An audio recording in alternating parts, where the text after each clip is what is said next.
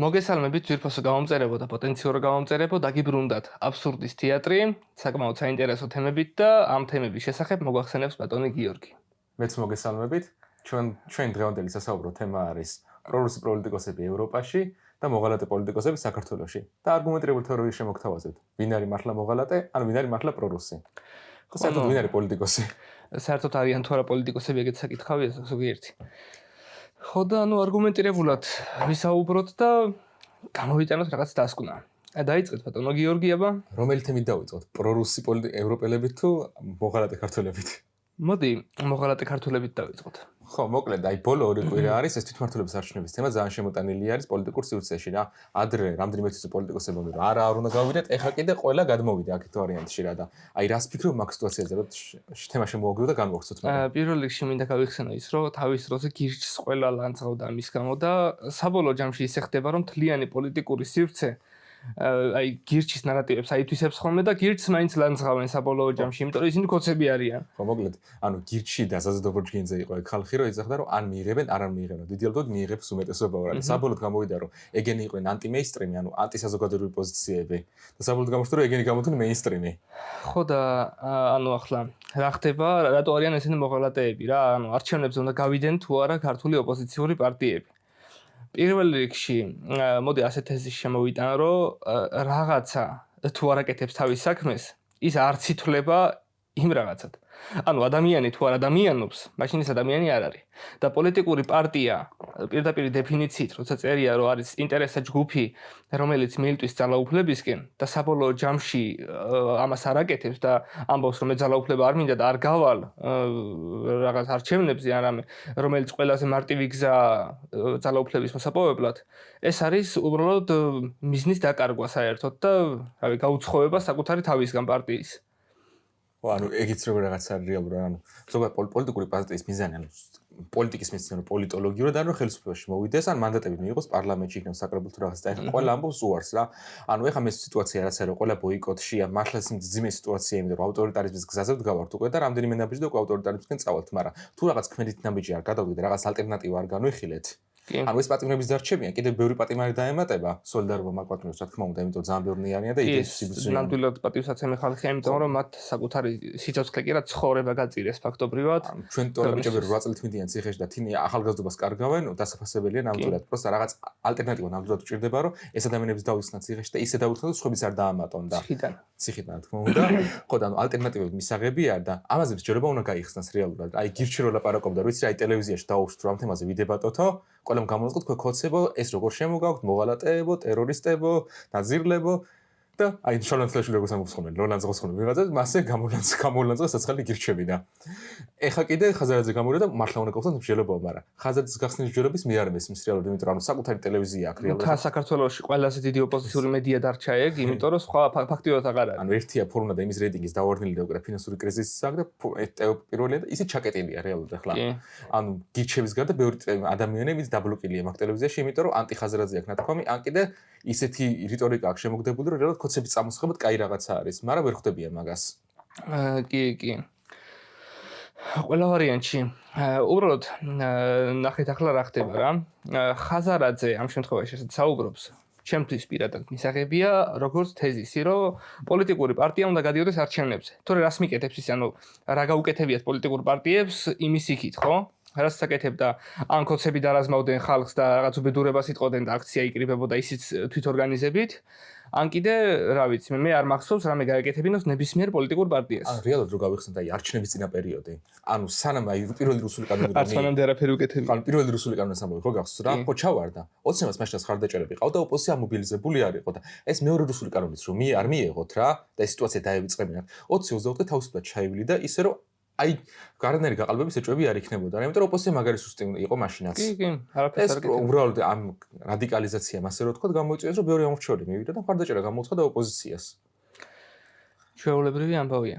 მაგრამ საინტერესოა ის რა არის აქ ხაზარაძის მიზანი, ხო? იმიტომ რომ როგორც ვატყობ მე მაგას მთავრობაში მოსვლა არ უნდა რა. არ აკეთებს რაღაცას რომ მთავრობაში მოვიდეს, მაგრამ რა უნდა? მე თუ მკითხავ რეალურად მთავრობაში მოსვლა უნდა, ეხლა ძალაუფლება რატო არ უნდა გინდოდეს რა, მაგრამ ლიდერობისკენ ტოლვა აქვს. მე გეტყვი რატო არ უნდა უნდადეს. მიდი აბა. ანუ ახლა უყურე. მამუკა ხაზარაძე ასეც და ისიც არის ბიზნესმენი, ხო? და მთავრობაში მოსვლა ნიშნავს უამრავ პასუხისმგებლობას. რაც ბიზნესმენიშვილმა თავის დროს აიღო. მაგრამ მამუკა ხაზარაძე ახლა ჩალიჩობს ჩემი აზრით უბრალოდ იმას, რომ მეორე ოპოზიციური პარტია გახდეს. ჩვენ ძალიან კარგად გვახსოვს მამუკას პოლიტიკაში მოსვლა რატომაც მოვიდა, იმიტომ რომ არ დაეჭირათ. წარმოიდგინე, ყველაზე ძლიერი ოპოზიციური პარტია იქნება, ხელს არავინ არ ახლებს და თავის საქმეებს გააგრძელებს ისე როგორც აქამდე იყო. მაგაში მართალი ხარ, რეალურად მიშას ჩანაცვლება უნდა რა. ეგ პრობლემაც არ არის, პოლიტიკური პარტია იმის ხო, რომ ლიდერი გახდე. კი, რა თქმა უნდა. მაგრამ მე მგონია, რომ ხელისუფლებაში მოსვლა მაინც უნდა ეხა ძალაუფლება და რაღაც ხრი აი პროდასავლელი ბიზნესი რო გახდეს, პრობლემა არ ექნება თვითონ. ამთან ძალიან ბევრი რაღაცით გავს. აი მაგის არჩევნ დაპირებებს რო გადახედო, ოცნებით 2012 წელს დაპირებებს ძალიან გავს. თან პლუს BM პლუს ხაზარაძის ქცევები ბიზნესს ძალიან გავს და შეიძლება პოლიტიკური პროდასავლელი ბიზნესი რო გახდეს, არ ექნება პრობლემა. მაგრამ მანდ ის ხე მაგ თემას თავი დავანებოთ. აი მე თუ მკითხო მაგაში კეთახმები, რომ მაგას უნდა რომ რეალურად მეორე ოპოზიციური, თავი ოპოზიციური პარტიის ლიდერი გახდეს და დარწმუნებული რომ რეალურად რომ ანუ ეს არჩევნების შედეგები რო დაიდო, ხაზარაძე იყო ყველაზე გახარებული, იმიტომ რომ თავი ოპოზიციური პარტიის ისა მოიშალა და ეხლა თვითმმართველობის არჩევნებზე თუ მარტო გავა და მარტო გაყვება გახარია, მაგას აჯობებს, იმიტომ რომ მოისყიდეს იქ რეგიონებში ხალხს მიაცემინებს ფუხმას და გახდება 15%-იანი 20%-იანი პარტიის ლიდერი. მე აი რა მიმყარებს ციამე ეჭვს უბრალოდ მამუკა ხაზარაძის პოლიტიკაში გამოჩენა რა. სანამ პრობლემა არ შეექმნა თვითონ, მანამდე პოლიტიკაში არ გამოჩენილა. რასაც ვქვი აქტივიზმი უშუალოდ რა, მე არ დამინახავს ისეთი არაფერი, რაც მიმანიშნებდა იმაზე, რომ მამუკას უნდა მთავრობაში მოსვლა. რომ უნდადეს, მე პრობლემა არ მაქვს და რო არ უნდა არც მაგასთან არ მაქვს პრობლემა. ყველა ადამიანს თავისი მიზანი აქვს და ყველა პარტიას თავისი მიზანი აქვს. შეიძლება ოპოზიციური პარტიიდანაც აკეთო შენი საქმე ჩვეულებრივად. მაგრამ მე ის მიმყარებს ეჭვს, რომ ანუ მამუკას უბრალოდ უნდა ხელშეუხებლობა. და რაც უფრო ძლიერი იქნება, მით უფრო ხელშეუხებელი იქნება. მთავრობა კი ძალიან კარგი იქნება მაგისთვის, მაგრამ რთულია, მაგრამ პროგრამა მინიმუმი შეიძლება ლელოს შეითვალოს ის, რომ გახდეს პირველი ოპოზიციური პარტია. მაგის მიზანი უკვე რეალურად აქ რა, შენ სხვა ხსენ ძალიან კარგად, რომ ანუ ერთადერთი ოპოზიციური მედია რაც დარჩა რედებული, მაგისი არის. 5 ნომერს და 4 ნომერს მედია აღარ აქვს, გახარეს მედია არასდროს არ ქონია და შეჭა ხაზარაძე და ძირთად ამორჩეულს თან თავისთან წაიყვანს რა და ეგ მოხდება საბოლოოდ თუ გავა არჩევნებზე. და ეხლა იმაზე ვილაპარაკოთ, შენ ეს ოპოზიცია არჩევნებზე უნდა გავიდეს თუ არ უნდა გავიდეს?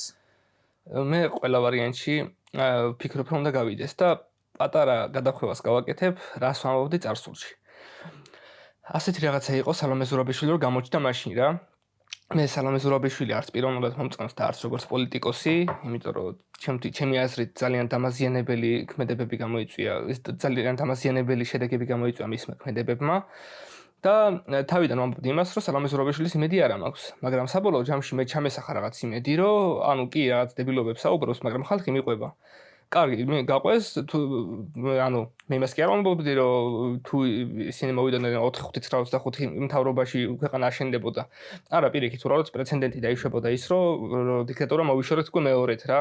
და მესამე დიქტატურა უკვე თითქმის შეუძლებელი იქნებოდა ალბათ, მაგრამ ქართული ხალხს ეგეთი რაღაცები შეუძლია. უმარტივდებათ. ხო და რას ვამბობდი ახლა? ხო, საბოლოო ჯამში ისევ მივედი იმ დასკვნამდე, რომ სალომე ზურაბიშვილი საერთოდ არ არის არავისი ლიდერი, იმიტომ რომ ხალხი საბოლოო ჯამში ვერ მიყვება ბოლომდე რა. ხო და სტრატეგია არ აქვს დასახული. თავიდან იზახდა რომ აი რაღაც ნაბიჯებს შემოგთავაზებ და მე სასწრაფოდ გამოვიდა უცბად. ხო, ანუ სტრატეგიის გარეშე ლიდერი არ არსებობს. ხო, ლიდერს უნდა გაყვე რაღაცის გამო, რაღაც იდეის გამო. ანუ პიროვნებას უბრალოდ ვერ გაყვები. და თუ ოპოზიციური პარტია არჩევნებში მონაწილეობას არ მიიღებს, მაშინ უნდა დამანახოს ის, რომ რაღაცას აკეთებს. და აი აქ შენი აზრი მაინტერესებს ამაზე. ყველა ოპოზიციური პარტია ამბობს, რომ ჩვენ მივდივართ დასავლეთთან და ისინი მერე პრესავენ ქოცებს. მაგრამ აი აქ მაქვს ერთი კითხვა. შენი აზრით, ქოცებზე მომართული პრესი რისი ბრალია? ჩინეთთან და რუსეთთან კავშირების გაზრდის თუ მართლა ის აინტერესებთ, რომ ოპოზიციას ჩაგრავენ ქვეყანაში? მოკლედ, მანდ ორი რაღაც არის რეალურად რა. მე მჯერა რომ რეალურად ოცნებამ დასავლური სანქციები ბოდიშამსტყუს და გაიჩალიჩა ასე რომ ვთქვათ და მე კიდე ანუ ოპოზიციას თავისი როლი ქონდა რეალურად რომ მიდიოდნენ იქ და ხვდებოდნენ ვიღაც ლიდერებს და ანგარიშს ასე რომ ვთქვათ აბარებდნენ რა ამაზე და ინფორმაციას აწვდიდნენ. მაგის მჯერა რომ შეუძლებელია რომ მარტო მედიით დაეყარდნო. ანუ რაღაცა წყაროები არის მიტანილი ჩვეულებრივად. აი მაგაზე მაგალითად მე თუ მკითხავ ზურაგირჩი ხა პატიმრობაში რო არის და სოლიდარობას უცხადა მან დიდი როლი შეასრულა. მაგაზე ასევე ჩერგოლეიშვილის ძალიან დიდი როლს თამაშობს და დასაფასებელი არის. და თან თუმცა მნიშვნელოვანია ის რომ ქოცებს ეს ნაბიჯები არ გადაედგათ. ოპოზიციას არგუმენტები არ ექნებოდა, იმიტომ ეხლა 12 წელია რაც ოპოზიციაში არის ნაციონალური მოძრაობა და ეს საზოგადოება, სულ მიქონეთ ხოლმე რაღაც გზავნილები, რომ იცი რა, ესენი პრორუსები არიან, რუსეთთან თანამშრომლობენ, მაგრამ ისინი არ ქმედებებდნენ, არ ნაბიჯს არ დაგვიყვნენ, მაგრამ აი როცა უცნაურად პირდაპირ გადადგა ესეთი ნაბიჯები, პრორუსული, პროჩინური, ანტიდასავლური, მაშინაც წამოვიდა ეს სანქციები, მაგრამ მე თუ მკითხავ ეს სანქციები საკმარისი არ არის და უნდა გაფართოვდეს. სანქციების თემასაც შევეხოთ რა. ზოგადად სანქციები შეიძლება იყოს სასათბურე პირობები ხელისუფლებისთვის და რატო? როდესაც შენ ასანქცირებ მაღალ ჩინოსანს და არა უშუალოდ ლიდერს, თან კარგად ვიცით რომ ბიზნეს თითქმის არც ერთი სანქცია არ შეხებია. ამერიკელმა დასანქციეს, ხა ეს თითქმის მეთქი მაგას ვამბობ. თითქმის არ შეხებია არანაირი სანქცია, ისეთი რომ რამე მტკივნეული ყოფილიყო მისთვის. ერთადერთი გონია ის რომ კრედიტ სუისი მის გამო გააკოტრეს, მაგრამ რეალურად რამდენიმე ტრილიონის აქტივები არ მგონია 7 მილიარდის გამო, მას 7 მილიარდის არა 500 მილიონი იყო. მილიარდი არც იყო, 9 მილიარდი იყო მაქსიმუმ ახლა. ხო, 500 მილიონი იყო და არ მგონია ტრილიონიანი ბანკი გაეუქმებით 500 მილიონის გამო. მე უცედია დაახლოებით მაგ ფულის მე მგონი. ხო და ანუ სანქციები ბიზნესს არ შეხებია. ამის შემდეგ უკვე რა ხდება, ხო, ევროპაში ვეღარ მიდიხარ, დასავლეთთან კავშირი არ გაქვს, შენ გრჩება უკვე აზიის ქვეყნები და ბიზნეს ევანიშვილი. ბიზნეს ევანიშვილი გეუბნება, რომ კი, იყავით ჩემთან და გექნება კეთილდღეობა. ანუ ფულს მიცემს, ბინას აჩუქებს, ბინას რა სახლს აჩუქებს, მიწებს აჩუქებს და ასე შემდეგ. და საბოლოო ჯამში მივიღებთ უბრალოდ კუბას, რომელიც იზოლირებულია მთლიანი სამყაროსგან, ჯერ კიდევ, რა ვიცი, 50-იან წლებში გამოშვებული მანქნებით დადიან, კი ძალიან ლამაზია, როცა ნახავ შენი თვალით, მაგრამ საბოლოო ჯამში დიქტატორები ისევ არიან, ხელისუფლებაში არის დინასტიური წყობა, ანუ მამა მოკვდება და შვილი მთლად მასე არ არის. მთლად მასე არ არის. არა ძმებზე იყო და ძმება ჩააბარეს უკვე ძალაუფლება და ისა ფიდელი მოკვდა რა 2 წელი წავიდა ხა და თავისი მაკაცი დატოვა. მე იმას ვამბობ, მაღალ ჩინოსნებს ვამბობ უშუალოდ რა, იმიტომ რომ როდესაც იქნება კლანი, ამ შემთხვევაში ახლა სანამ ვიღაც ხამოვა, მაშინ შენი ნათესავი მივა იქ და ბევრად უფრო ლეგიტიმური იქნება რა. ვერა ივანიშვილი. თუ გცემა ხა ამის მერე. არ შეიძლება ეგეთი რაღაცა. კაი. ხო და სასათბურე პირობები შეიქმნება, ამითი ხელისუფლებისთვის უბრალოდ და საერთოდ ჭალებში რა ვთქვათ, დაიკიდებენ დასავლეთს. აზიურ ქვეყნებთან ძალიან კარგი ურთიერთობის აწყობა შეიძლება, მათ შორის ჩინეთთან და რუსეთთანაც არ მოერიდებიან ჩემი აზრით. даже შეიძლება ის ნარატივიც გაუშვან, რომ აფხაზებიც ხო ხალხი არიან და თავისი მიწა უნდათ და ჩვენმა დიდმა სტალინმა თქვა, რომ ისინი უნდა გამოერკვნენ თავის თავში და რაღაც ეგეთი მოხდეს, სახელმწიფო იყოს ოღონდაც, რა ვიცი, კონფედერაცია შეიძლება გაუშვან. ხო რაღაც მაგდაგვარი. მაგისი ამჟამად რეალურად, იმიტომ რომ მაინც ანუ კლუბებში მართლა ჩანს, რომ რუსეთი ისეთი თემა არის, რომ ყველაზე სენსიტიურია თითოეული მოსახლეისთვის, მაგრამ აი ჩინეთის თემაში გეთანხმება და პლუს ირანთანაც შეიძლება დაალაგდნენ, ახლა მეზობელია და. კი, ჩვეულებრივია. თან ახლა მნიშვნელოვანია ის საკითხი, რომ ჩვენ ხო რეგიონალურად ყველა მათ ლეგიტიმაციას აღიარებს, თურქეთის აღიარებს, სომხეთის აღიარებს, აზერბაიჯანის აღიარებს, ირანი, რუსეთის აღიარებს და ჩინეთის და ეგ სახუმარო ამბავი არ არის რა და სანქციები მარტო საკმარისი არ არის, საზოგადოებაც უნდა იმოქმედოს. ხო, სანქციები საკმარისი არ არის არანაირ შემთხვევაში. და თან რა ხდება ახლა რა? პირველ რიგში, ჩემი აზრით პრობლემა რაც საქართველოში არის, ესენი არც კოცები არიან და არც ნაცები, ეს არის ხალხის გაუნათლებლობა. და ის რომ აი ვიღაც მესიის იმედი აქვს რა. ანუ ვიღაც მოვა და გვიშველის და ეგრე პოლიტიკაში არ ხდება, არავინ შენ საშველად არ მოდის რა. როდესაც მოვა ვიღაცა, ყოველთვის ცდილობს რომ საკუთარი ძალაუფლება გაიმყაროს. შენ მოგიგიდებს რაღაც ნამცეცებს, რაც იქნება სოციალური დახმარება თუ სხვა შეღავათები, რომელიც დამერწმუნდათ არაფერში არ გამოგადგებათ, იმიტომ რომ სოციალური დახმარებით გამდიდრებული ადამიანი მე არ მინახავს. შენ მიეკერებ ვინა? სოსოგოგაშვილი. ხო, სოციალურს იღებდა და მაგის მერე უკვე ის გახდა სოსის უფროსი. ხო, ეხლა სხვაგანა. მოგიხვა იმასაც. ციხეში არ არის? ხო, და ილიაში სწავლობს თუ არა. თესეუში გრანტი 100%. ხო, წარმატებები განათლების საქმე იყო. ძალიან განათლებაში ხომ განათლება გვინდაოდა? კი, სოსის უფროსი გახდა და მაგის მერე განათლება დაიწყო. იდეალურია მეგობრებო, ეს ჯერ კარიერა მერე სწავლა. როგორ გაგვიცი თემა თვითმმართველობის არჩევნები არ დაგვავიწყდეს რა მთავარი თემა დღეს ეგეცა. ხო და ეგ არის, ანუ ხო, კაი, დავანებოთ იმას თავი, რომ ხალხი თუ განათლებული არ იქნება, ისევ იგივე განმეორდება. ეკოლოგიკური ამბავია რეალურად, ანუ ხალხი აღიარებს რომ განათლება გვჭირდება, მაგრამ ვერ იღებენ რაღაც ბევრი მიზეზის გამო. ეგეც არის, მაგრამ საბოლოო ჯამში ისევ რაღაც ცურწმენების ჯერათ და ჯობია ასტროლოგიას დაუჯერონ, ვიდრე რამე პოლიტიკური ჟურნალი წაიკითხონ რაღაც მაგდაგვარი და ეს არ გვაწყობს რა. საბოლოო ჯამში აბარის დამატება გინდა? აი თვითმმართველობის არჩევნებზე, ანუ შენ თეორია ნაწილობრივ ვიცი რომ უნდა მიემხრონ რა. რამდენად სწორი ვარ, ხო სწორად მახსოვს, ეგ თვითმმართველობის არჩევნებში შინაძე ოპოზიცია უნდა გავიდეს ყველა ვარიანტში. ყველა ვარიანტში უნდა გავიდეს, აბა რას მიკეთებენ ისე მითხარი, არაფერს არ აკეთებენ. მაგაზე მე მაგ რეალურად ორი აზრი. მე მიმაჩნია რომ ან არც ერთი ოპოზიციონერი არ უნდა გავიდეს ან ყველა ოპოზიციონერი უნდა გავიდეს. ანუ ეხლა მაგალითად ხაზარაძე რო გამოდის და იცი რა ჩვენ შეგვიძლია თბილისი წავართვათო, მარტო გახარიას და ლელოს არ შეუძლია თბილისი წართვა, იმიტომ ეხლა აი წინარჩინების შედეგები რო ავიღოთ, ხაზარაძემ და გახარიამ ერთად აიღეს რაღაც 22, არა რა 22%, 20%-ს არ აღვեց, 17-18% აიღეს ერთად. თბილისში ხო? ხო, ეგ თბილისში აიღეს ეგეც. არა, მოიცე გატყუებ. თბილისში გახარიამ და ლელომ აიღეს რაღაც 25%, საქართველოს მასშტაბით აიღეს 17%. თან გაითვალისწინეს, რომ თბილისში რეალურად ამორჩეველთა დიდი ნაწილი ლელოს იმიტომ იცახმარო, ეს აგენტების კანონი იყო შემოსული, თან პლუს ოცნების მოშორება უნდა და თან ისე რომ ნაცები არ დაებრუნებინა და ბევრი იყო აქტივისტი ადამიანი, რომელიც ახლა არჩევნების კონტროლის არჩევნებში გასვლას ეწინააღმდეგება. და მარტო გახარია და ლელო რო გავიდეს ვერანაირ შედეგს ვერ დადებენ. აი კუპრაზე რო ეძახის, ვიცი თბილისის წაგლეჯვის საშუალება გვაქვს, ანუ მარტო ორი პარტიის შეუძლებელი არის და მაგ შემთხვევაში უნდა მოხდეს, რომ ყველა თელი ოპოზიცია უნდა გავიდეს არჩევნებზე. და უნდა დააყენოს საერთო კანდიდატები და საერთო კანდიდატებს დაყენება ის როგორ შეიძლება? აი რაღაც ალტერნატიული პლატფორმა შეიძლება შეიქმნას, ანუ ვისაც მაგალითად თბილისის მერობის კანდიდატი არა იყოს მაგალითად გიორგი გახარია, არამედ შეიძლება იყოს რაღაც ტიპის პლატფორმა, სადაც ამორჩეველი გადაწყვეტს ვის უნდა მიწეს ხმა. შიდა პარტიული დემოკრატია, ხო იცი რაც არის, რაც უკურსებზე რო დავდივით და საუბრობდით. აი შესაძლებელია რომ ანუ პარტიების ამორჩეველი სხვადასხვა აქტივისტებმა ხმა მისცნენ ელექტრონულად, გამჭირვალედ ასე რომ ვთქვათ, ყველანაირად და ვინც იქნება მოგებიანი კანდიდატი, ის გაუშვან მარტო.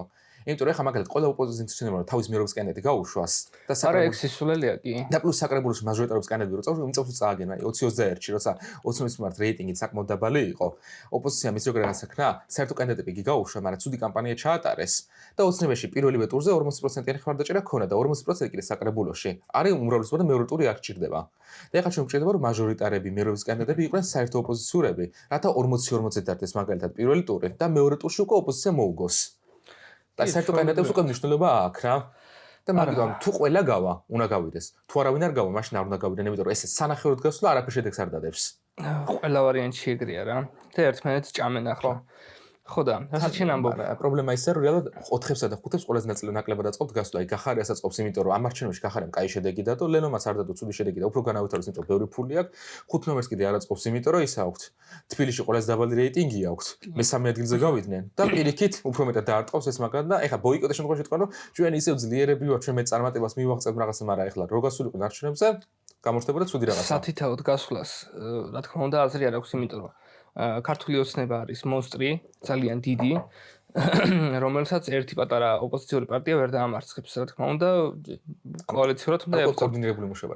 კი, მე უფრო კოალიციის იმედი მაქვს, იმიტომ რომ კოორდინაცია არ გამოსდით და აი წინა გუშინ დადო ბექალი ლუაშვილი თუ იცი გახარიას პარტიის წევრი, მაგან თქვა რომ ჩვენ განვიხილავთ რომ ნეიტრალური მერობის კანდიდატები გამოუშვა. აი გახარიას კანდიდატი როცა ამბობს მაგას, ეს იგი მართლა მზადარიან თანაშრომლებს. აი გახარია გამსურვა წითელი წინა არს არჩენ, ნაცებს ლანძღავ და 900-საც წაკვენდა ხოლმე და 400-საც წაკვენდა ხოლმე. ანუ ეგ ლილუაშვილმა თქვა ერთხელ, მაგრამ იაგოს აქეგნა თქვამი 1000 ჯერ და სანდროს იაგო ხო სუპირიკი თანამშრომლაზე თანახმა იყო. აი გახარია იყო პირიქით რომელიც ამბობდა მე ჩემი ჰიგიენა მაქვს ამათთან არ დავდგებოდა. მაგათი კანდიდატი რომ ამბობს ვითანამშრომლო, ესე იგი რაღაცას ასწავლი ხდება უკვე. კი, იმედი აქვს რაღაცის ალბათ, მაგრამ აი 4-იანების მესმის. ეგენი მე უფრო მოკოცო სასტავი მგონია. მაგრამ ნაციონალები, ანუ რომლებიც ქოცების ბუნებრივი მტრები არიან და რა ვიცი, საბოლოო ჯამში არ უპირისპირდებიან, მაშინ რას აკეთებენ? შენ გამოყავი ორი ვარიანტი, ან გადიხართ ყველანი, ან არ გადიხართ ყველანი რა. ანუ საბოლოო ჯამში ორგანული და ისა ერთგვაროვანი უნდა იყოს აზრი, ხო? აზრი თუ ერთგვაროვანი იქნება, მაშინ რომელი უფრო მეტ ბენეფიტს მოიტანს, მეტ სარგებელს. წარმოიდგინე ახლა არ გავიდნენ არჩევნებზე. რას აკეთებენ არჩევნებზე რო არ გავიდნენ? მანდა ოპოზიციის კამპანია ვნახე და ყველა საკიდია რომ იერონ მართლა რეგიონებში და მოსახლეობას მოწოდნენ რომ არ წავიდნენ არჩევნებზე. ანუ კამპანია ჩაატარონ დემოტივაციის და არა მოტივაციის. კაი და ქართული ოცნების რა ვიცი 1 მილიონი ამორჩეველი რომ მივა მე რა ხდება? მილიონი ამორჩეველიც როგორ თემა იქნება, ანუ turnout რაც არის აქტივობა დავარდება 40%-მდე და მაგის იმედი აქვს რეალურად რომ მაგით არალეგიტიმურად ჩაითვლება. მაგას ანუ ვიცი როგორ რაღაც არის რეალურად, ანუ ყველანაირი მეთოდი მართლა უნდა განიხილო, ანუ მართლა მედიაში უნდა დაждდა და ამაზე ისაუბრა, იმიტომ რომ ყველანაირი მეთოდი განსახილველია, თუ ავტორიტარული რეჟიმია, მის დამარცხებას ყველა მეთოდი უნდა განიხილო, არჩევნებში მონაწილეობა იქნება, ბოიკოტი იქნება, მართლა ვაიდარე, მართლა რევოლუციური სცენარიც უნდა განიხილო. მაგრამ პრობლემა ისაა, რომ ჩვენ მედიის სტანდარტი არ გვაქვს რა. ყოველთვის ანუ 30 წელი რაც არის, ვიღაცას ხონდა მედია, ვიღაც დონორზე იყო დამოკიდებული. ეხლა კიდე ერთი მედია დარჩა ტევ პირველი და ისიც დონორზე დამოკიდებული და უნდა კიდე დღე-დღეზე კოტარდება. ანუ რევოლუცია განიხილა, მაგრამ ვინ მოაწყობს ამას და როგორ? პირველ რიგში რევოლუცია ძალადობრივი იქნება თუ მშვიდობიანი. ანუ ძალადობრივი რევოლუციის მოწყობა ბევრად უფრო მარტივია, ვიდრე მშვიდობიანის, მაგრამ დამანგრეველია, მან შეიძლება სამოქალაქო ომი გამოიწვიოს, რაც არავის არ აწყობს. ანუ არ გვინდა რევოლუცია. რევოლუცია რაც არის ახლა კლასიკური გაგებით, რაღაცის რადიკალურად შეცვლა, ხო? და ამას თუ შენ მშვიდობიანად გააკეთებ, იყოს, არ არის პრობლემა. მაგრამ ვერ დარაზმა ვიმდენ ხალხს დღევანდელ სიტუაციაში, რომ ეს რევოლუცია მოხდეს. ამიტომაც შენ უნდა ყველა ვარიანტში არჩევნების გზით მოახერხო ეს ყველაფერი რა. ის რომ დემოტივაციას გამოიწვევ ხალხისაც და საარჩევნო აქტივობა დაიწევს დაბლა. ეგ ხო დაანახებ დასავლეთს, მაგრამ საბოლოო ჯამში ანუ რას ეტყვიან კონცეფცია ისევე ეტყვიან რომ თუზი ბიჭები ხართ თქვენო და ამათ ეწყინებათ შენი აზრით? არაფერი არ ეწყინებათ. ხო, რეალურად მე იმაზრს ვეთანხმები, რომ რეალურად ოცნებას დასავლეთთან დაალაგება მართლა უნდა, მაგრამ თუ ვერ დაალაგებენ, სხვა ალტერნატივას იპოვიან თავისუფლად. თუ ვერ დაალაგებენ, პრობლემა არ ექნებათ. არაფერს არ კარგავენ. მე თუ მკითხავ რეალურად მართლა უნდა, იმიტომ ეთყობოთ ხმა ტრამის წერილი რო გამოაგდეს თუ რაღაცა, რაც იყო ყოველთვის მილოცვა, აი ლამის ლოცვა დაიწყეს და ტრამის ქება დიდება და აი deep state დამარცხდა და ვსიო, მაგრამ ეხლა არაფერი არ ხდებოდა. მე თუ მკითხავ ძალიანაც უნდა დაალაგება, მაგრამ თუ ვერ დაალაგდებიან, ცდილობენ რომ ალტერნატივები იპოვონ. მაგრამ ესენი კიდე ისეთი უნიჭოებიან და დარწმუნებული ვარ ჩინელებთანაც ვერ დაალაგდებიან ბოლოს. წმინდა გიორგის ხაც გაუგზავნია.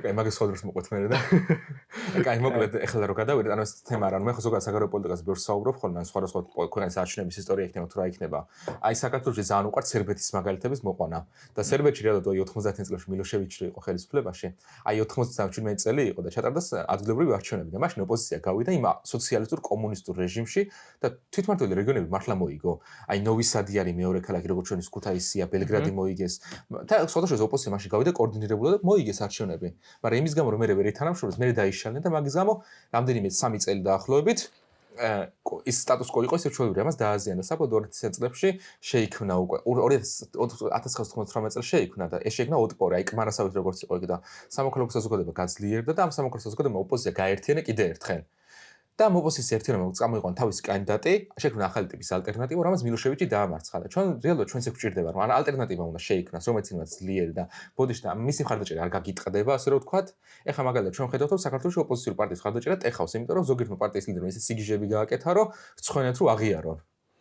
და ამიტომ საჭირო რაღაც ტიპის ალტერნატივა შეიქმნას და ისე გახვიდე არჩევნებზე და ეხლა რო არჩევნებზე გახვიდე დაკუცმაცებულად აი ლელოცალკე გახარიაცალკე 4 ცალკე 5 ცალკე მაგ შემთხვევაში ძალიან არაბენეფიტური იქნება და თუ ერთად გავლენ ძალიან დიდი შანსია იმისი რომ დაამარცხო რეჟიმი მაგრამ პარალელურად ის უნდა გაითვალისწინო თუ გადიხარ არჩევნებზე და გაყალბებას ვერ იცავ გაყალბებისგან ვერ იცავ რეჟიმს მართლა ლეგიტიმაციას აძლევ მე თუ მკითხავ ხაზარაძე რო ვახსოვ რომ აი ლეგიტიმაციას არ მივანიჭებ მაგრამ მაინც გავალო მაინც ანიჭებ რეჟიმს ლეგიტიმაციას ამ რეალურად სიფართოების არჩევნები ჩვენ განვიხილოთ როგორც დამარცხების საბოლოო მექანიზმი ხელისუფლების და ბოლო გზა ასე რომ ვთქვათ.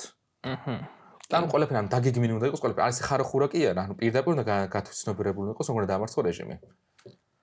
ყველა ვარიანტი შეგიძლია უნდა იყოს. მე მგონი როგორც ჩანს ჩვენ უკვე ევროპელ რუსეთუმეებზე საუბარს ვერ ვასწრებთ და მოდი გადავიდეთ მაინც იმიტომ რომ ეს ზადითხნიან სცენარი არ არის.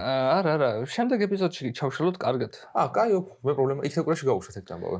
კარგი, ის არის. საბოლოო ჯამში შევაჯეროთ რაღაცა, მე მგონი რაღაც გამოირკვა რა და ჩემი აზრი ეს არის რომ თუ არის ოპოზიციური პარტია თავის ბუნებრივ სტანდარტებში უნდა ჯდებოდეს და უნდა ცდილობდეს მოპოვებას ძალაუფლების. და თუ არჩევნებზე არ გადის, მაშინ უნდა დამანახოს ესეთი გზა და თვითონ კი არ უნდა იცოდეს, თვითონ შეიძლება ძალიან კარგად იცის, მაგრამ მე არ ვიცი რას აპირებენ და მითხრან მაშინ. ვანგები ხო არ? ხო. ხაზარაძე თქვა, გეგმა ვართ ჩვენ. გეგმა ვარ ჩვენო და ანუ მე ხაზარაძეს გეგმად ვერ აღვიქვამ და თუ რამე მართლა ესეთი გეგმა აქვთ, რომ არჩევნებზე თუ არ გავლენ რამეს გააკეთებენ, შეიძლება გავუყვე, ანუ არგუმენტირებულად თუ ჩამოაყალიბებენ, პირველი მე ვიქნები, ვინც იქ აქციაზე დადგება, მაგრამ დღეს აქციაზე დგომას უკვე ჩემთვის აზრი დაეკარგა რა. ერთადერთი რაც შეიძლება მოითხოვო, ეს არის პატიმრების გათავისუფლება. აბსოლუტურად. კი, მაგრამ მაგის მერე უკვე ამდენი ხანია მიმდინარეობს ეს ყველაფერი და აზრი აღარ აქვს რა. კი, უწყვეტი აქცია, მაგრამ უწყვეტ აქციაზე დგას 50 კაცი, რომელიც თუ ძალიან მოინდომა საშუალო სტატისტიკურმა იმან, რა ქვია, მაჟორიტარმა საქართველოში, ახლა უკვე დელეგატმა შეუძლია რომ თვითონ შეკრიბოს სადმე რა, იმიტომ რომ თავისი სურო ფულით იყიდოს ეს ხალხი, ეღობა თავის მაყუთი ამისთვის. რა, ხო, არაფერი. ანუ 50 კაცს რო დღეში 100 ლარი მისცი ახლა რა პრობლემა არის ახლა მდიდარი საზოგადოებისთვის დამპალი კაპიტალისტები. ანუ მაგაზრის მართლა ამჯერა რომ ვიღაც აი კობახიძე რო გამოიხმარა 360 დარსუხტიან და მეც შევკრიბ მასეო მაგისი ამჯერა მაგრამ ხო მაგრამ რა სამოფიცი 50 კაცი როცა გამოდის მართლა ჩდება მაგის ეჭვი იმიტომ რომ 50 კაციანი მე ვიცნობ იქ ხალხი ვინც დგას და ვიცი რომ არაფერს არ იღებენ ხანდახან მეც გავდივარ ხოლმე მაგრამ მე ფული არ ამეხია მანდ მაგრამ ანუ ეჭვი საფუძვლიანია, იმიტომ რომ ეს 50 კაციან მიტინგს ემამშვები აორგანიზებ და ამბობ შენ რომ უწყვეტიაო, ამითი ძალიან მცირე ფინანსური რესურსებით შეგიძლია გაიქირავო ხალხი და იდგენ იქ. ხო, მაგაზე კი. მაგაზე ბევრი თან კობახიძემს გამოუშვა ეს შეთქმულების თეორია, რომ აი მეც გადავუხდი 300 და ყოველდღე დამიდგებიანო რა და კოცების ყველაზე ძლიერი მხარე ის არის, რომ თავის რაღაც სისულელებს ამყარებენ ძალიან კარგად ლოგიკაში რა. იმიტომ რომ ლოგიკური მსჯელობით რომ მივხვიდე, კოცები აბსოლუტურად მართლები არიან. ოღონდაც კოცების ლოგიკით რომ იმსჯელო და არა ობიექტური ლოგიკით. ეხლა მაგათ დებილებებს ჩვენ არ დავიჯერებთ და ოპოზიციური ამორჩეველი არ დაიჯერებს, მაგრამ მაგათი ამორჩეველი ვინც არის, დაიჯერებს თავისუფლად. აი ხა ბევრი ამორჩეველი გამოხდა, ვისაც ჯეროდა deep state-ის და ომების თემას. კარგი რა ხალხს იმის ჯერა რომ საქართველოს გაპიდარასტება უნდათ და ანუ აბა ეხლა ჩამოვაფარე ეს სისარტყელის დრო შეგზადე. ხო, კაი, ანუ მეც იმის ვჯერა რეალურად რომ ან თვითმმართველობის არჩევნებს უნდა გავიდეთ ყველა, ან უნდა გავაკეთოთ მაქსიმალური ბოიკოტი და ყველანაირი ალტერნატივა მართლა უნდა განვიხილოთ. მაგრამ ისე კი არა ხაზარაზე რო ვაკეთოთ ხოლმე, რომ დაბლოკოს ხოლმე ტელე პირველს და არავის არ მიუშვეს და მარტო თვითონ ილაპარაკებს. ყველა უნდა დაუშვას, ეს იქნება გირჩი 36, იქნება 5, იქნება თუ იქნება 4, თუ რაც იქნება, ყველა უნდა მივიდეს და ყველა თავისი აზრი გამოხატოს. ნამდვილი დებატები უნდა შედგეს ამ საკითხზე, იმიტომ რომ სახუმარო ამბავი არ არის. ამას შეიძლება ან გამარჯვება მოგვიტანოს, ან კიდე შეიძლება სამუდამოდ დაგუყოს. რა თქმა უნდა. თან პლუს ის არის რომ ეს რეფერენდუმად გამოცხადება დიდად არასდროს არ მიყვარდა ამ არჩევნების, მაგრამ ეს შეიძლება მართლა რეფერენდუმად გამოვიდეს, იმიტომ რომ უკვე ბოლო 5 არჩევნებია ისა რეფერენდუმი არჩევნები რა. 2018 წლის არჩევნები რეფერენდუმი იყო, 2020 ხო რეფერენდუმი იყო, 21 თვითმმართველობის ხო რეფერენდუმი იყო და ესეც რეფერენდუმი იყო. და საბოლოო ჯამში ყველა რეფერენდუმში დავმარცხდით, ანუ ყველა საბოლოოდ მართლა რომ რუსეთ დასავლეთი გააკეთო რეფერენდუმად და იქ დავმარცხდა, აი ჩაგვეთვალე დაგვერხა. ხო და ანუ სისულელია რა, ანუ რაღაცას რო ამბობ, ცოტა აზრი უნდა დაატანო. აქ იმას ამბობ, ნიშნულოვანი არჩევნები იქნება. მე შენს არაფერს ამბობ, მე პოლიტიკოსებზე. ანუ აზრი უნდა დაატანო. პოლიტიკოს ერთი ორს. რა არის, არიან კარგი პოლიტიკოსებიც, მაგრამ გააფუჭა გარემო. ძალიან სისულელე ის შეიქმნა სტატუს კო რა. კი. ასე რომ დაგემშვიდობებით, მეგობრებო, იმას უკვე ვეღარ გეტყვით, რომ საინტერესო დროში გეცხოვროთ მეთქი, იმიტომ რომ ისედაც საინტერესო დროში ცხოვრობთ, ცვლილებების პერიოდია. ასე რომ მალე დამთავრებული იყოს ეს საინტერესო პერიოდი და მოსაწყენე რაში გადავსულიყავით, რა ვიცი. უფრო საინტერესო გვენახოს რამე. კაი ქვეყნის აშენება რა.